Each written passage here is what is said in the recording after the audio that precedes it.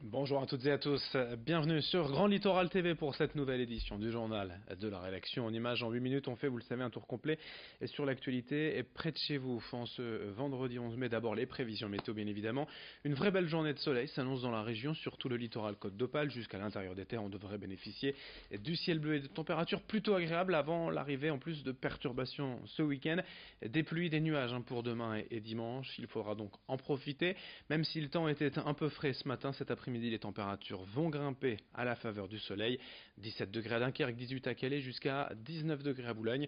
Les prévisions météo complètes, bien évidemment, juste après ce journal. À la une de cette édition, d'abord, on vous propose de découvrir un sport adapté pour les personnes en situation de handicap. La boccia est une pétanque avec un cochonnet, des balles, quasiment la même manière de jouer qu'à la pétanque classique. Un club existe à Calais depuis 2014 et le Pas-de-Calais compte aujourd'hui 130 licenciés qui s'affrontent régulièrement en tournoi. La France est aujourd'hui d'ailleurs la 8e nation mondiale. Le président du club de Calais est lui-même 4 fois champion de France. Mais l'objectif, bien sûr, pour tous, c'est évidemment d'en faire plus pour permettre aux personnes handicapées de découvrir, de pratiquer ce sport accessible et qui permet de se développer mentalement et physiquement. Tout cela aussi à l'avance des Jeux Olympiques et Paralympiques de Paris 2024.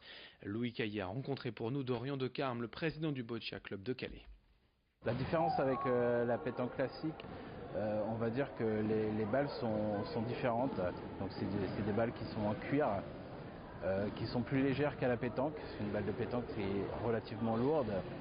La grosse différence aussi, c'est que ça peut se pratiquer avec une rampe. Donc on a une catégorie qui est BC3, qui est actuellement la meilleure en France, qui permet à des personnes avec un handicap très très lourd, qui ne peuvent pas lancer à la main, de pouvoir pratiquer la boccia.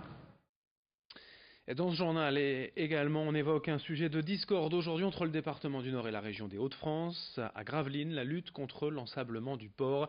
Les opérations de dragage sont d'ordinaire menées par le département, lequel aimerait cette fois une aide de la région, mais cette dernière refuse pour l'instant. Et en attendant, mais ce sont les plaisanciers et les pêcheurs locaux qui subissent les conséquences de l'ensablement.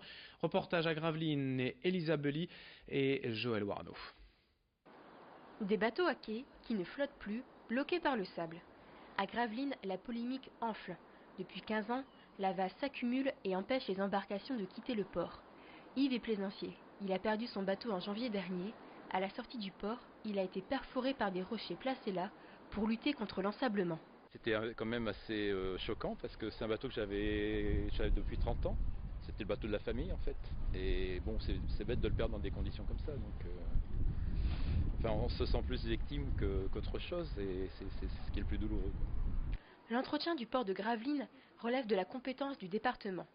Ce dernier souhaite que la région prenne la relève. En attendant, rien n'est fait. Le coût d'un dragage s'élève à 7 millions d'euros. Autre problème, le bouchon formé freine les interventions des secours. Quand un bateau a besoin d'aide, ils ne peuvent pas sortir en urgence du port. On est obligé d'attendre la basse mer plus 2 heures, voire quelquefois 3 heures. Donc ça nous fait 6 heures de perdu pour pouvoir intervenir pour sauver quelqu'un.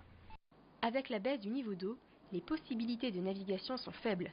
Il faut donc maîtriser son emploi du temps. J'ai diversifié ma navigation. Actuellement, je fais des tours dans le chenal ou aux abords du port avec les enfants. Ce qui fait vraiment une sortie courte qui me permet de profiter des installations portuaires sans être dérangé par l'envasement dans ces moments-là. L'absence de dragage a des répercussions économiques et touristiques. Certains pêcheurs mettent les voiles pour Calais ou Dunkerque ou revendent leurs bateaux. Une drague est prévue pour désensabler le bouchon à la sortie du port, mais rien n'est prévu pour le moment pour les bateaux qui sont à quai. À l'approche de l'été, il faut être vigilant face aux moustiques. Il y a bien évidemment l'espèce la plus répandue dans la région, le culex, qui n'est pas très dangereux, mais qui est un peu opportun, qui nous empêche de dormir la nuit en nous piquant. L'inverse du moustique tigre, responsable de graves maladies à travers le monde, est déjà recensé ces derniers mois dans 42 départements de France métropolitaine. Alors bien plutôt dans le sud, il ne parvient pas pour l'instant à s'acclimater par chez nous, au nord de la Loire. En tout cas, pour lutter efficacement contre les moustiques, même les plus communs, nous sommes allés à la rencontre d'un spécialiste, lequel recommande certains répulsifs de protection. On l'écoute au micro de Vincent Vieillard. Le moustique tigre peut transmettre énormément de maladies, comme la fièvre jaune, le Zika, le chikungunya, la dengue, qui sont les maladies les plus connues.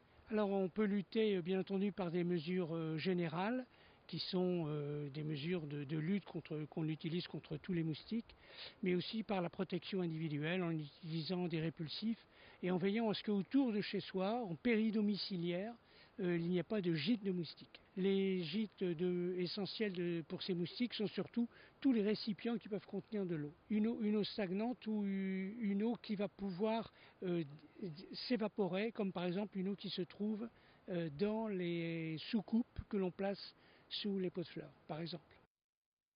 Allez, pour finir ce journal, partons à la découverte de la forteresse de Mimoyec, sur la commune de Landretin-le-Nord, entre Calais et Boulogne.